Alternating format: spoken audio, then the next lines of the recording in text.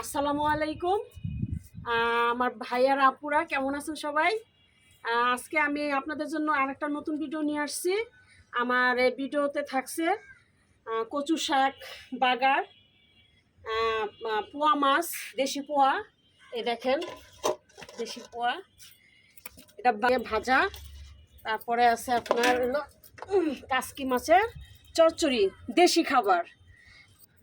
তো আজকে আমি সেটাই দেখাবো।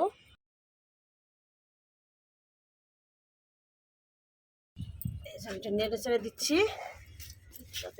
সিদ্ধ হয়ে যায়। দেখেন আমার কচু শাক সেদ্ধ হয়ে আসছে। দেখেন সুন্দর হয়েছে। ঠেলে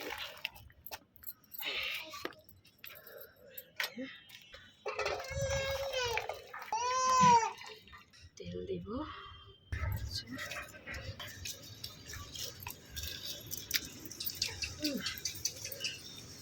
রসুন, কচু শাকে একটু রসুন বেশি করে দিতে হয়। কচু শাকের স্বাদটা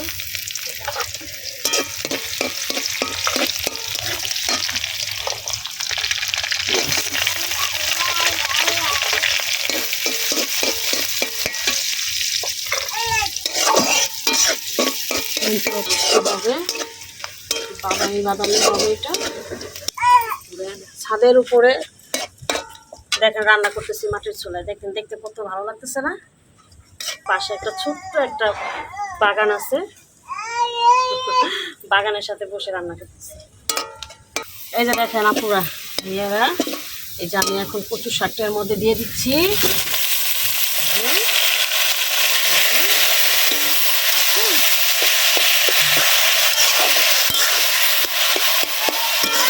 পরিমাণ মতো লবণ,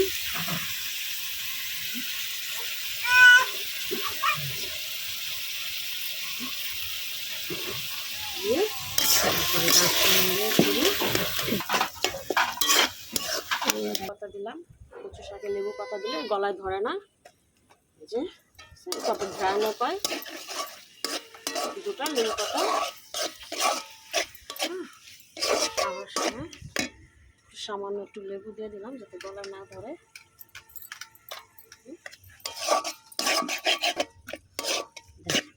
খাওয়ার সময় একটা ঘ্রাণ পাবে, লেবু লেবু পাতা ঘ্রাণ।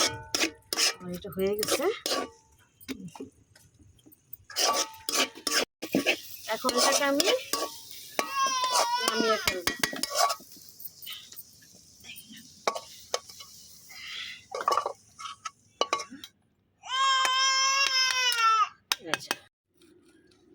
চচ্চড়ি করব, এটার সাথে আমি হাতে মাখিয়ে।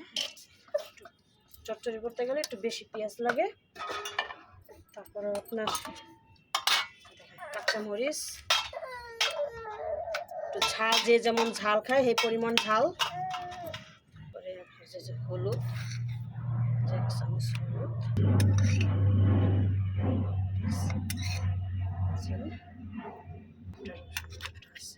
আদা বাটা রসুন বাটা দিয়ে দিলাম। আর এই যে লবণ পরিমাণ মতো দিয়ে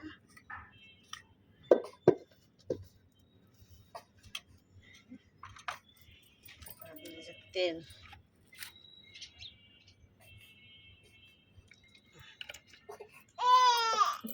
হাতে মেখে ভালো করে এটাকে মাখিয়ে নেব। তারপরে মধ্যে মাছ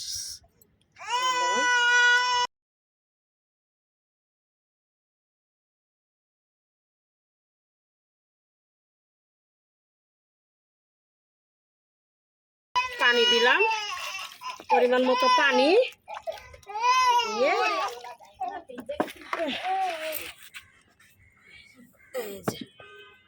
ধনিয়া পাতা দিব।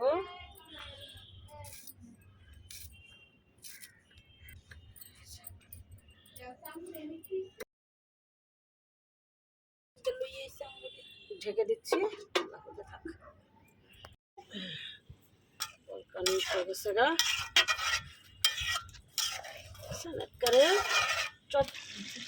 আর একটু হবে, তারপরে নামিয়ে ফেলবো। তারপর আর একটা রেসিপি আছে, দেখেন হয়ে গেছে চচ্চড়ি হয়ে গেছে আপুরা ভাইয়ারা, দেখেন কত সুন্দর।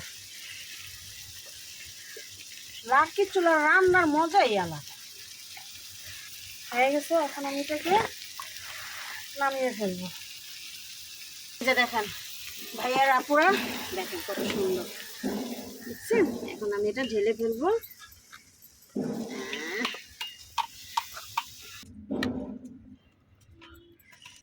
এটা আবার আর একটা উপকরণ মাছের মধ্যে দিব। এই যে দেখেন, আমি এখন এই মাছটাকে মাখাবো, সাথে একটু জিরা আছে, জিরা বাটা, মরিচ বাটা, একটু আদা রসুন বাটা, সামান্য করে একটু হলুদ,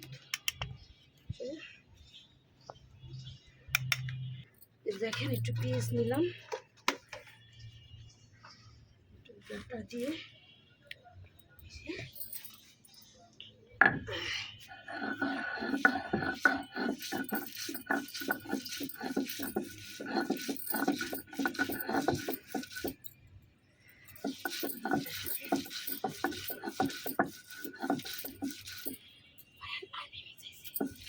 বাটা দিয়ে নিলে এই মাছটা ভাজতে ভালো লাগে, খাইতে এত ভালো লাগতো।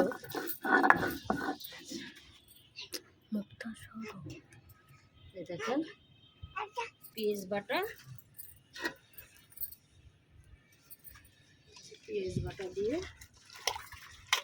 স্বাদ মতো লবণ,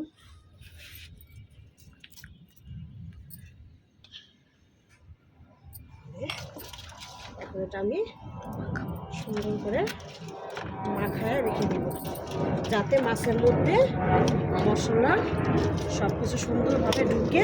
দেখেন দেখতে কত সুন্দর লাগতেছে।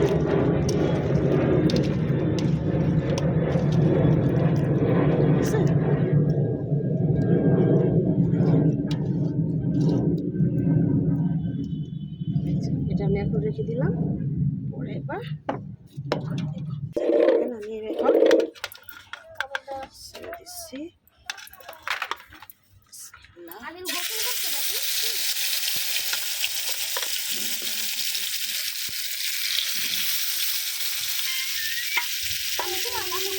দেখেন এক পিঠ হয়ে গেছে, এখন এটাকে নামাইয়া আর একটু উল্টাই দিব।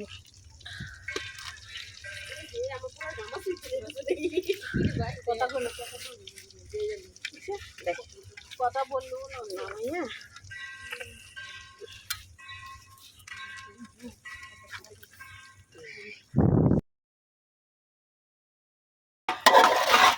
সাথে সাথে মশলাটাও ভাজা হয়ে যাবে।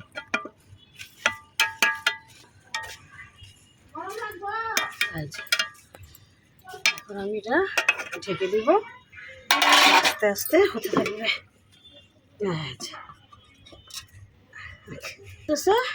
আস্তে আস্তে হবে, একটু সময় লাগে, এটা একটু টাইম লাগে, আমি সব করে দিব।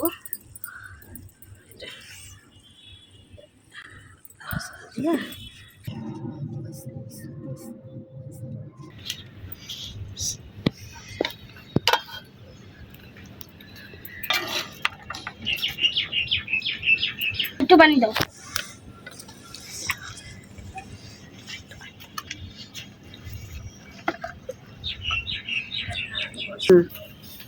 এই যে দেখেন, এই যে আজকে আমার রেসিপি কচু শাক, পোয়া মাছ ভাজা আর কাসকি মাছের চচ্চড়ি। অনেক ছাদে গরমের ভিতরে ভিডিওটা বানাইছি। যদি আপনাদের পছন্দ হয়, ভালো লাগে, অবশ্যই লাইক কমেন্ট শেয়ার করবেন।